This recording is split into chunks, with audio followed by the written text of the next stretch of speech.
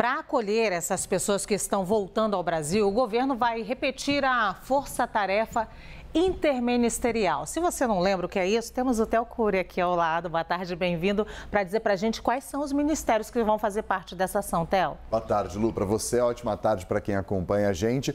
É uma força-tarefa interministerial que vai ser repetida e que já havia atuado para recepcionar e prestar auxílio aos brasileiros e aos palestinos que vieram tanto de Rafah quanto de Khan Yunis, no sul da faixa de Gaza, há 2 meses, 1 mês e meio.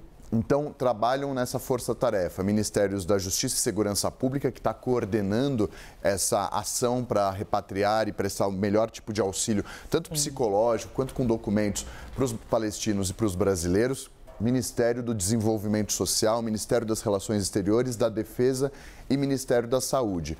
A gente viu na reportagem do Pedro Teixeira quais que são os serviços que vão ser prestados pelo governo brasileiro. Emissão de documento, emissão tanto de documento brasileiro para quem não tem, quanto emissão de documento necessário para dar continuidade àquele processo migratório, para regularizar a situação. Porque tem muita gente, Theo, até para o telespectador entender, num primeiro momento a gente teve uma leva de brasileiros e parentes, mas pessoas que já tinham nacionalidade brasileira. Agora a gente tem muitos parentes e muitas pessoas que vieram agora e que ainda precisam de uma documentação completa para ter acesso a serviços no Brasil, porque não funciona assim. Então, qualquer serviço você precisa do documento. Para ir a uma consulta de saúde, você precisa de um documento. Essa ressalva é muito importante porque houve uma ampliação dos critérios para essa segunda leva. Naquele primeiro momento, eram cônjuges, eram filhos, agora ampliou para avós, irmãos mais velhos, então pessoas que não necessariamente têm um vínculo com o Brasil. Então, justamente por isso, além de documento brasileiro, como por exemplo o CPF,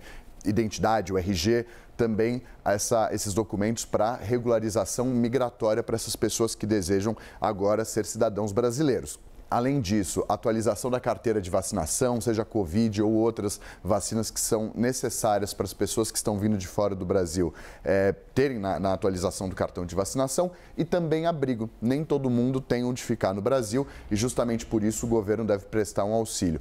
A inclusão, essa emissão do documento, como por exemplo do CPF, é importante para uma eventual inclusão em programas assistenciais do governo federal. Sim. Como por exemplo o Bolsa Família, que a gente conversou na semana passada. Então, daí a importância de regularizar a situação de todo mundo para ver qual que é a necessidade de cada um, dependendo das demandas e do que essas pessoas disserem para o governo. E na questão de assistência de saúde, o que é importante também é aquele auxílio tanto de psicólogos do governo federal. Então, o Ministério da Saúde está disponibilizando por conta de pessoas que passaram por uma situação de guerra, bombardeios constantes. Então, há todo um trabalho de assistência social também para o lado psicológico dessas pessoas. Nessa leva, Theo Cury, a gente teve uma certa, digamos, tranquilidade, porque na primeira leva nós tivemos pelo menos um dos personagens, uma das pessoas que foi repatriada, uma pessoa que começou a sofrer discurso de ódio e precisou do Ministério da Justiça, inclusive para ter proteção, porque a gente estava naquele momento, ou a gente está sempre nesse momento de polarização aqui no Brasil,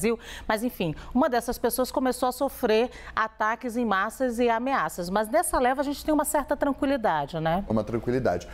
Naquele caso, houve uma perseguição nas redes sociais, ameaças, houve um pedido de proteção feito ao Ministério da Justiça por meio da Polícia Federal, que foi negado, mas melhorou essa situação. Nesse caso, como houve uma velocidade muito maior do que daquele primeiro caso, aquelas pessoas aguardaram mais de 1 mês para terem autorização para cruzar a fronteira de Rafah com o Egito, naquele caso houve protagonismos. Shahd Albana foi uma dessas pessoas, aquela jovem brasileira com dupla cidadania, e também o caso desse brasileiro e palestino que teve essa autorização para cruzar e que se tornou uma pessoa conhecida nas redes sociais por conta das informações que ele passava num momento de muita dificuldade. Ele foi a pessoa que mais nos informou de como era a situação, nosso correspondente praticamente, de como era a situação na faixa de Gaza e todo tipo de privação. Antes de te liberar, Theo, só uma ressalva importante. É tão bom ver crianças descendo aqui em um momento em que a gente fala de mais de 4.000 crianças mortas na faixa de Gaza,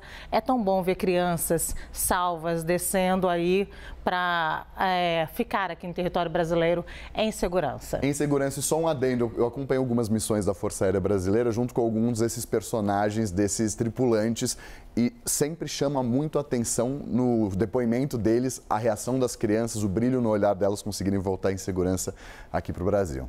Théo Cury, muito obrigada então por essas informações.